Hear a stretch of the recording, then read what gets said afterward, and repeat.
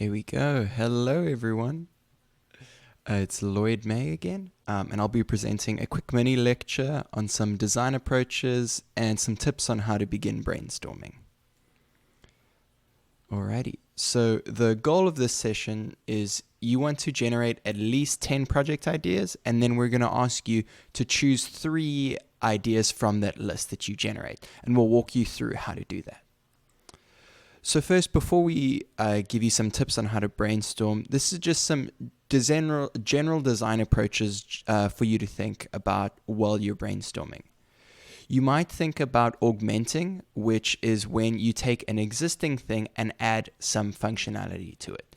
So an example would be, how might I augment an electric guitar to enable someone to play it with one hand, for example. So that means you're looking to modify this existing thing. Another paradigm is to reinvent. So it's taking an existing thing and abstracting it a little bit, maybe putting it in a different context. For example, how might I reinvent the guitar so it fits in the palm of my hand? How can I take, the essence of a guitar and make it something that fits in the palm of my hand? And so it might be, an iPhone app or something like that. The next is to hyper-personalize. So again, sorry, I'm a guitar player. So how might I take, for example, an electric guitar and outfit it so it meets the exact needs of this very specific person? It's the exact right scale length for them, it's the right weight for them, etc., etc., etc. So go to the nth degree, really above and beyond, to personalize the instrument.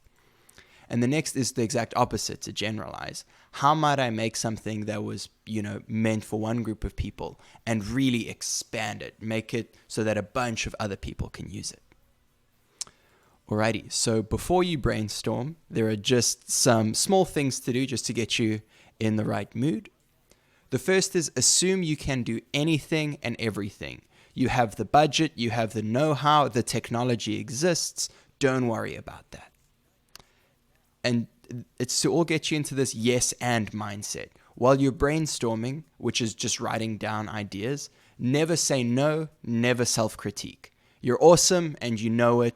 When something's written down, don't think twice about it. It's yes and. So this is not the time to be critical at all. Don't think if it's feasible, possible, or a good idea. Just get it down, be happy with it, and move on when you're brainstorming. And specifically to this process, we're going to ask that you use ability-based design phrasing when possible.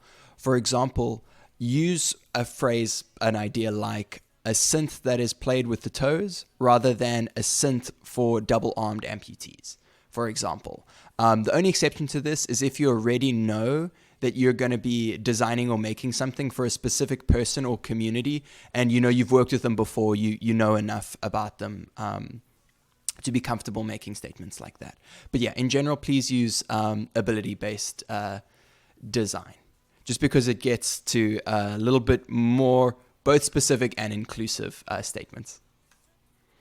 Alrighty, so these are some tips on how to brainstorm. First is right at the top of your page, if you're jotting things down or typing, or even if you're doing things vocally, keep it in the top of your mind, this how might I statement. So how do you write a how might I statement? And what does that even mean? So you want to think about who your target audience is. And again, in this case, if it's a specific person or group of people, awesome, name them. Are you very excited about using a very specific tool or technique? That's great, name it. But on that one, maybe be a little flexible. And if you have nothing specific in mind, you have neither of those, no problem at all. So with these statements, broad is best, and don't be afraid to flex. So that means write a fairly broad statement, and while you're brainstorming, don't be afraid to deviate just a little bit from it. So an example might be, how might I, all the phrases start with that, how might I utilize a nerve sensor to enable Mpo Smith to make music? So this is an example of quite a specific one, we have the technology that we know we're going to be using. In this case, it's a nerve sensor. For whatever reason, we're excited about using that. And Mpo Smith, in this case, is going to be our user. We know them, we've met them, we understand the things that they're looking for. And we've used the general wording of make music rather than, being very specific or overly specific. So then a slightly broader one might be, how might I make an instrument that is playable with a single finger?